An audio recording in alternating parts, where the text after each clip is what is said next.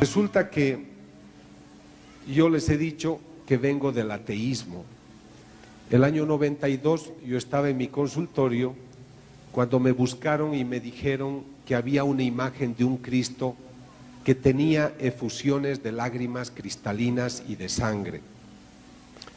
Hice una investigación y demostré que esas lágrimas eran lágrimas con compuestos humanos.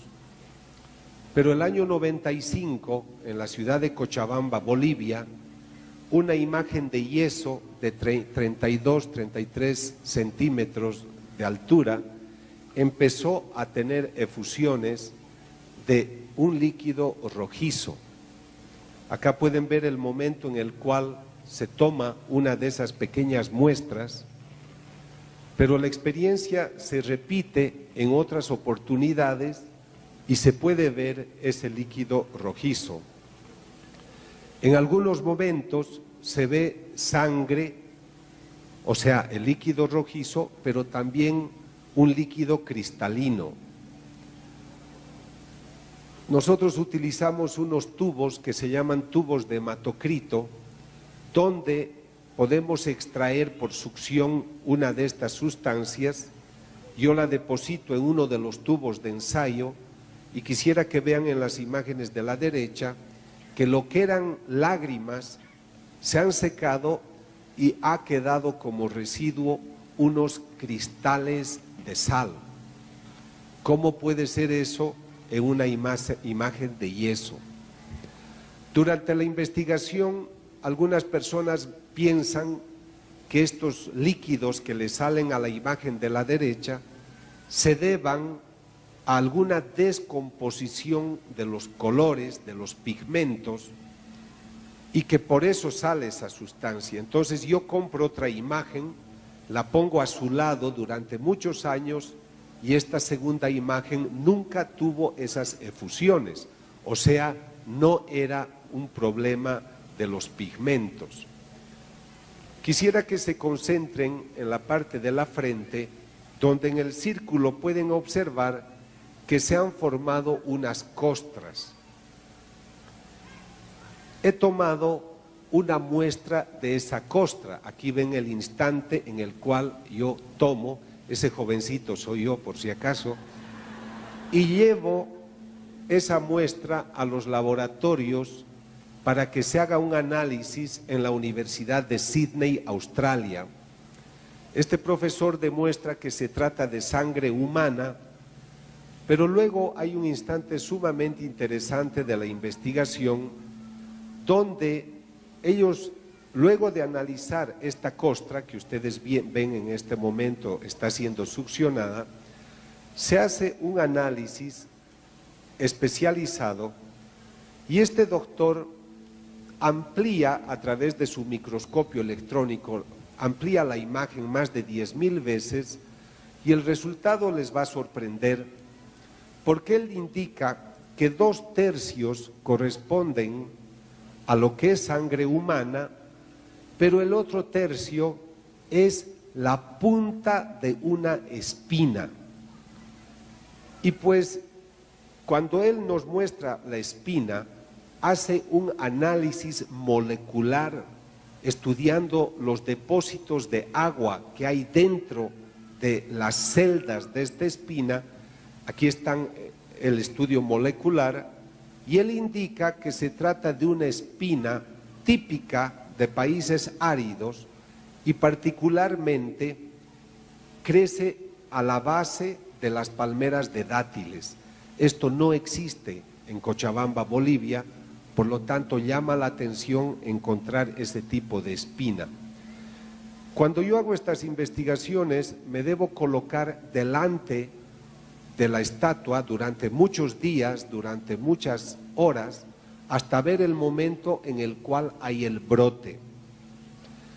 Esa sustancia rojiza que ustedes han visto es la primera muestra que yo obtengo y voy a los laboratorios genéticos de Nueva Orleans para que se realice la investigación.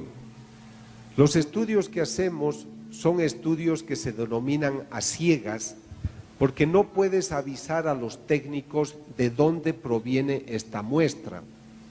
Yo solamente entrego el espécimen y digo de qué se trata esto. Hacen el estudio y me entregan el resultado que ustedes están viendo, que es la prueba de que esa sustancia es sangre humana y tiene código genético humano. Los doctores se sorprenden cuando después de la investigación les digo que esto se trata de un líquido que salía de una estatua, pero en ciencia, para que tus resultados tengan validez, tienes que repetir la experiencia. Entonces, el señor que está a la derecha, con traje oscuro, es un abogado australiano que convalida mis investigaciones. Él es el que hace analizar y en Australia confirman por segunda vez que se trata de sangre humana con código genético humano. El tercer estudio lo realizamos en la Universidad de Roma a través de una clínica católica del Hospital Gemelli, y este es el profesor Fiori y él confirma por tercera vez que se trata de sangre humana con código genético humano. Algunas personas piensan que estas estatuas tengan alguna sustancia o algún mecanismo, interior que les hace tener estas efusiones. Entonces yo llevo la estatua a un centro de tomografía axial computarizada para que puedan hacer radiografías especializadas, y cuando se hace el estudio en distintas instancias se va demostrando que por dentro la imagen está hueca. Por lo tanto, no hay ningún mecanismo que explique la efusión porque la máquina está hueca por dentro. Este es el resultado final donde se obtiene la certificación de que no hay ningún mecanismo o artefacto que pueda explicar esa efusión. Luego, este señor de la izquierda es Mike Willesee. Es uno de los mayores documentaristas de televisión de la cadena Fox de Norteamérica. Él desea investigar al investigador y empieza a investigarme para ver si él encontraba los mismos resultados que yo había presentado al mundo. Él hace su propia investigación, lleva sus propios expertos, hace esta película que se intitula Signos de Dios, la ciencia prueba la fe, y ante 30 millones de personas, el día 28 de julio del año 99, confirma la validez de todas mis investigaciones. Y ahora prepárense para ver algo extraordinario que seguramente no han visto antes. Muchas personas piensan que estas imágenes se exudan porque hay alguien que tiene poderes mentales. Estudio 15 años y hasta ahora no he encontrado persona alguna que tenga poderes mentales para esto. Si ustedes conocen a alguien, yo la quiero estudiar. Entonces, para demostrar que esta imagen no exuda por poderes mentales supuestos, he aislado la habitación y he puesto una máquina que grabara durante 24 horas al día. El resultado lo van a ver en este momento. Creo que es una de las cosas más hermosas que van a poder ver, porque en ese instante es la gota de sangre que yo tomo, pero van a ver en un momento el instante en el cual brota la lágrima cristalina y cae. Es una de las tomas más extraordinarias que hemos obtenido y que hay en este campo. Observen el círculo, por favor.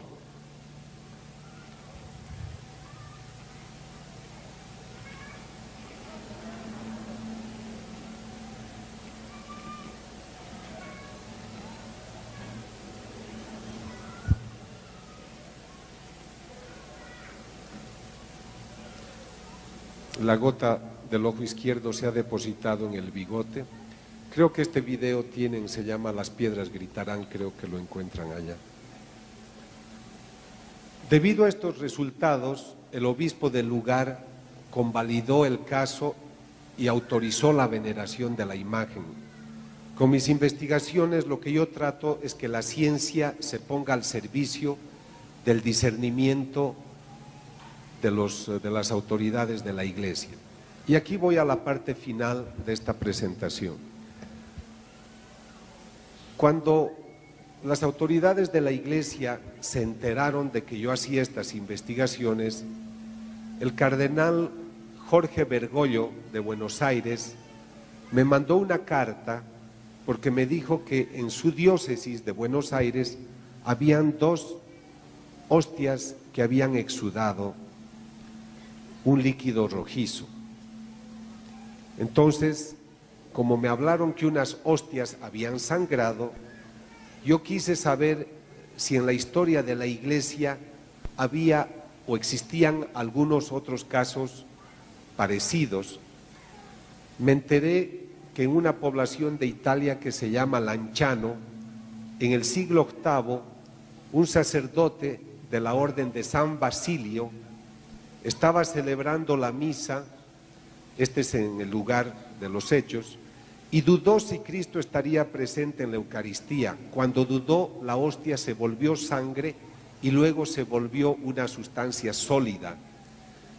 Lo que era el vino se volvió un grumo, una especie de algodón que hasta ahora se conserva. La Conferencia Episcopal hizo estudiar esas sustancias y encontró que la hostia se había convertido en carne, en músculo del corazón.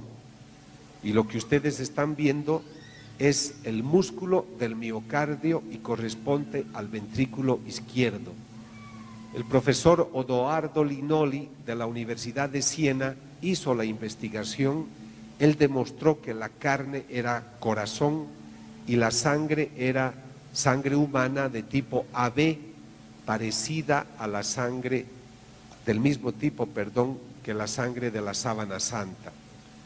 Luego en Italia, en Bolsena, en el año 1263, otro sacerdote celebraba la misa y también dudó si Cristo estaría presente en la Eucaristía, esto repito en el siglo XIII, y cuando él dudó, la hostia empezó a sangrar.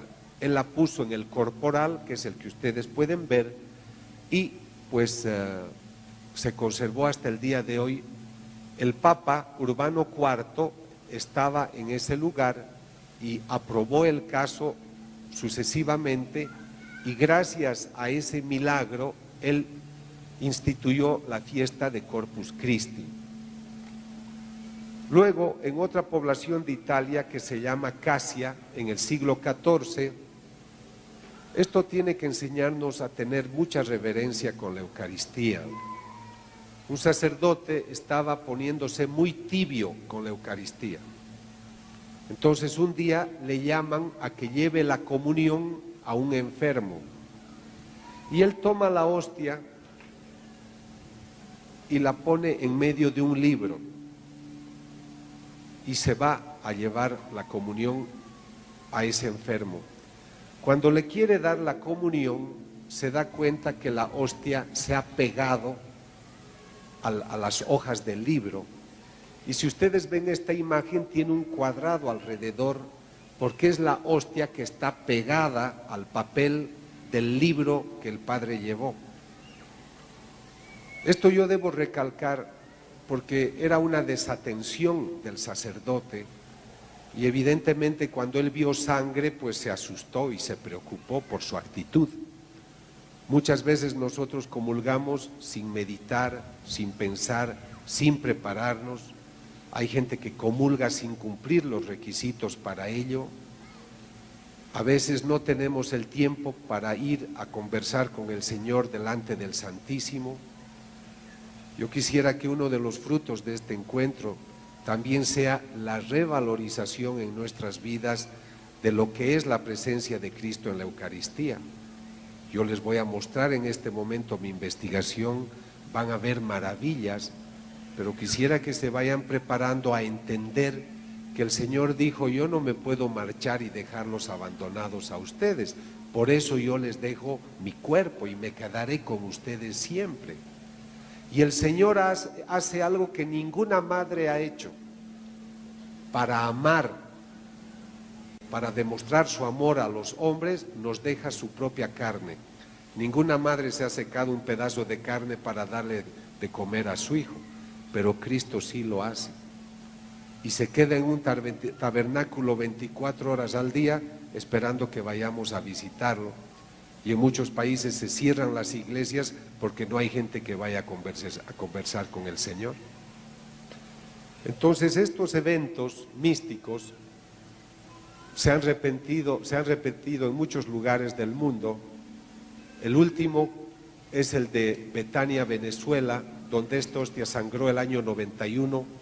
El obispo del lugar, Monseñor Pío Velo Ricardo, hizo los estudios del caso y luego de los resultados reconoció que el caso era sobrenatural y autorizó la veneración de este caso. Y aquí viene la investigación que yo empiezo a realizar el año 99.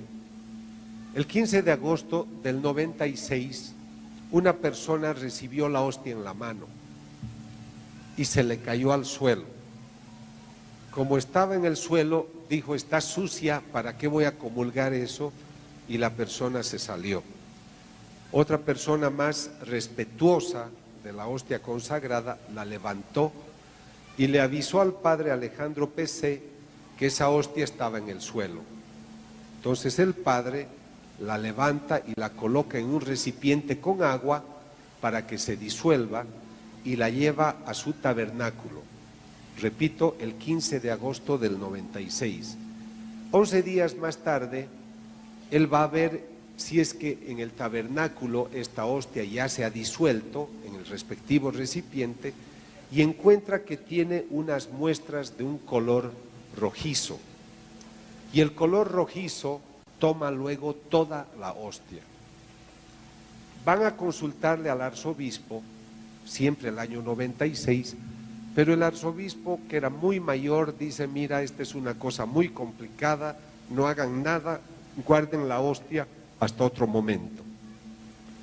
3 años más tarde, el 6 de octubre, el cardenal Jorge Bergoglio, nuevo arzobispo de Buenos Aires, decide hacer una investigación.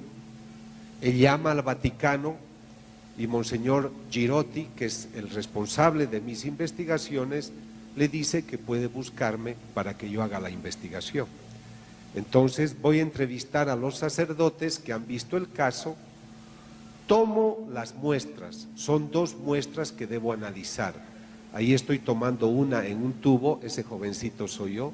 Entonces veo la muestra y la voy a separar para un análisis ulterior. Tengo una muestra húmeda y luego tendré también otra muestra que es una especie de costra, que es una muestra seca. Ahí la ven.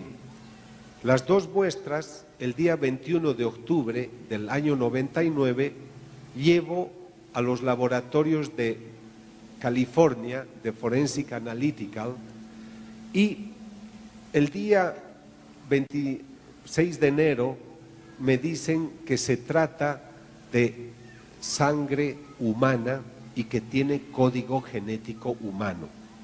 O sea, ese líquido rojizo que le sale a la hostia es sangre. Entonces me dicen: doctor, tenemos que avanzar un poco más en la investigación y lo vamos a contratar al profesor Lorenz, que es experto en histopatología. Pero ¿por qué quieren al doctor? Yo estaba asustado por los costos, porque estas investigaciones tengo que financiarlas yo. Esto no te paga la iglesia. Y esos estudios son caros. Entonces yo tenía miedo. ¿Por qué querían que entre otro médico? Dicen: porque hemos encontrado algo que parece piel humana. Entonces el doctor hace el análisis y dice: aquí hay piel humana y glóbulos blancos. Cuando me dicen que es piel humana, me viene un presentimiento y decido viajar a Italia a buscarlo al doctor Odoardo Linoli, que había estudiado la hostia del Lanciano y dijo que era músculo del corazón. Entonces él ve la muestra que nosotros le llevamos con 2 amigos australianos y él dice: esto no es epidermis, esto no es piel humana, esto es probablemente tejido del corazón. El 2002 lo buscamos al profesor John Walker que es el que investigó y descubrió la espina en el Cristo de Cochabamba, y él hace el análisis de nuestras muestras y dice, se trata de células musculares, esto no es piel humana. Todas las investigaciones posteriores muestran que esto es más bien músculo, y el 2003 el profesor Lorenz, que me había dicho que esto se trata de piel humana, se rectifica y me dice, esto puede corresponder a tejido del corazón. El profesor Linoli me dice, probablemente sea corazón. Este profesor me dice, puede corresponder, ninguno me da la seguridad. Pero en Estados Unidos hay un profesor que es el mayor experto en patología del corazón, es un médico forense. Cuando alguien muere por problemas del corazón, él abre el corazón y te dice por qué ha muerto. Entonces, nosotros le llevamos las dos muestras que ustedes ven en la parte inferior para que las analice, y el día 2 de marzo de 2004, este profesor de la Universidad de Nueva York ve nuestras muestras.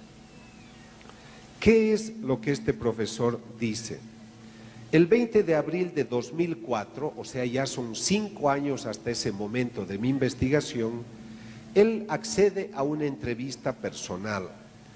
Este es el profesor Lorenz, les muestro para que vean en vivo. Él encuentra que es músculo del corazón, él encuentra los glóbulos blancos. Este es el profesor Linoli, que está viendo nuestras muestras. Es el momento en el que dice, probablemente esto es músculo del corazón, pero la opinión final nos otorga el profesor Tsugibe de la Universidad de Nueva York. Y aquí voy a llegar a la parte más importante seguramente de toda la conferencia. Este profesor está viendo a través de su microscopio esta muestra, y en su libro nos está mostrando la parte del corazón que tiene bajo su microscopio. Ahora necesito que todos vean mi joven rostro, porque les voy a decir algo muy importante. Imagínense que ustedes están en el laboratorio con este profesor. Él levanta la mirada y te dice, su paciente ha sufrido mucho. ¿Y por qué? Él no sabe que esto viene de una hostia. Doctor, ¿por qué dice que mi paciente ha sufrido mucho? Porque por lo que yo veo, ha tenido un infarto al corazón, le ha dado un ataque. Y probablemente el infarto, que le ha durado casi un día, le ha venido porque le han dado un golpe en el pecho con alguna piedra o con algún palo, lo han golpeado. ¿De qué ha muerto su paciente? Dígame. ¿Qué le han hecho? Ha sufrido mucho su paciente. Ahora, él vuelve a mirar a través del microscopio. Y ahora sí, véanme. Porque él levanta la vista y dice, ¿cómo hacen ustedes para traerme un tejido vivo si se supone que esto viene de un hombre muerto? Y la pregunta al doctor, doctor, ¿por qué dice eso? Y mira por el microscopio, porque el tejido está latiendo. En la investigación se encuentran glóbulos blancos. Se pensó que era piel humana porque las estrías de los músculos estaban separadas, eran irregulares. Y eso ocurre cuando los tejidos están inflamados o lastimados.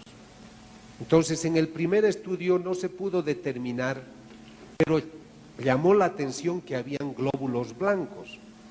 Si ustedes van al laboratorio y les extraen sangre, sus glóbulos blancos a los 10-15 minutos se desintegran y desaparecen.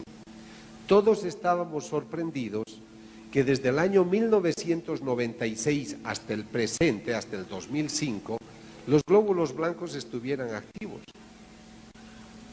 Entonces, había un tejido lastimado y los glóbulos blancos eran activos, porque aquí el doctor puede confirmar, los glóbulos blancos tienen mucho que ver con nuestro sistema de reacción cuando hay una patología, una enfermedad, una inflamación, una infección. Entonces, cuando él nos da el informe, el doctor indica que se trata de músculo del miocardio, corresponde al ventrículo del corazón, ha tenido un ataque cardíaco, ha sufrido mucho, y la síntesis de la investigación es de que se trata de carne y sangre, corresponde a músculo del miocardio, del ventrículo izquierdo, el corazón ha sufrido traumatismos y el momento en el que yo tomé la muestra, el tejido estaba vivo. Esto para los científicos es una cosa extraordinaria. La ciencia no puede explicar. Yo no puedo hablar de milagro porque eso corresponde a la Iglesia. Lo que yo le digo a la Iglesia, aquí este informe, este caso es auténtico, no hay manipulación y ustedes tienen que decidir sobre esta, o sea, decidan lo que vean, pero aquí tienen un estudio totalmente válido. Entonces, el cardenal Bergoglio, a quien entregué el resultado el 17 de marzo de 2006, él me autoriza a que yo hable por el mundo de estos resultados y en la parroquia de Santa María en Buenos Aires autoriza que se haga la veneración de esta muestra, de esta hostia sangrante. Cuando uno hace ciencia e investiga, yo debo viajar pronto a Corea para investigar estas otras dos hostias que han sangrado y estoy interesado en hacer más investigaciones para poder demostrar que la sangre de la sábana santa corresponde a la misma persona del Cristo que llora y de las hostias que han sangrado. Y para terminar, ustedes me dirán, ¿qué significa todo esto para mí? Y acá termino en unos minutos. Yo quisiera decirles de que estudiando 32 años la conducta del hombre, yo veo que el hombre se acuerda demasiado de su organismo y se olvida de su parte espiritual. Lo que yo estoy tratando es de decirle al hombre, y en este caso a ustedes los católicos, ustedes son maravillosos porque han creído por fe que Cristo está presente en la Eucaristía. Yo he tenido que comprobarlo. Yo soy un ateo que se ha convertido, gracias a Dios, pero a través de la ciencia. Me da vergüenza pensar que supuestamente los doctores sabemos muchas cosas, pero veo que yo era un mamífero muy reptiliano que había ignorado todas las enseñanzas del Espíritu. Pero Dios es bueno y me pone en un camino de investigación para decirle al mundo que el Señor dice que está presente en la Eucaristía. Por eso les decía, no pueden volver a sus casas igual. Después de esto su confesión, su comunión no puede ser igual. El Señor ha dictado textos maravillosos para entender la Santa Misa, para vivir mejor nuestro cristianismo. Nuestra iglesia tiene tanta información, pero nosotros aprendemos inglés, aprendemos francés, aprendemos muchas técnicas y nunca nos hemos comprado un libro para entender la misa y se los voy a demostrar. Yo quisiera que, no les voy a preguntar ni levanten la mano, pero yo sé que la mayoría no sabe lo que quiere decir epíclesis. No saben. La epíclesis es el momento más importante de la misa, pero nunca nos hemos comprado un libro para vivir la misa con profundidad, pero sí gastamos comprando otras cosas. ¿Cómo vamos a amar a quien no conocemos? ¿Cómo vamos a entender cómo habla el Señor si solo le hablamos cuando tenemos problemas y no nos acercamos a Él para acompañarlo, para intimar, como un buen padre habla con el hijo y viceversa. Estos eventos suceden porque el Señor quiere mostrar su amor. Ojalá que esta sea una semilla importante en su corazón y que dé buenos y sabrosos frutos. Les he dicho que pienso que su país es un país muy especial. Quisiera decirles a los jóvenes que ellos son los heraldos que anuncian un nuevo tiempo, una nueva sociedad. Pero no solamente tienen que anunciarla, ellos también son los ciudadanos que tienen que vivir en esa ciudad y tienen que construirla. Ustedes son los que pueden realizar los sueños. ¿Por qué tenemos que pensar en nosotros en vez de pensar en lo que nuestra vida puede ser al servicio de los hombres? Yo antes atendía a 50 pacientes cada día. Ahora he dado conferencias a 200 millones de personas. Me parece que cuando nos entregamos a Dios, Él nos pone en otras plataformas y multiplica nuestra sed de servicio. Debemos acostumbrarnos, amigos, a vivir cerca de Dios, porque Él es agua cristalina que riega lo más profundo de nosotros. Y si tú eres un árbol que crece cerca al agua cristalina, tus raíces serán muy profundas, tu tronco será muy robusto, tus hojas serán muy verdes y tus frutos muy sabrosos. Que de esta reunión salgan frutos muy sabrosos. Que Dios les bendiga y gracias.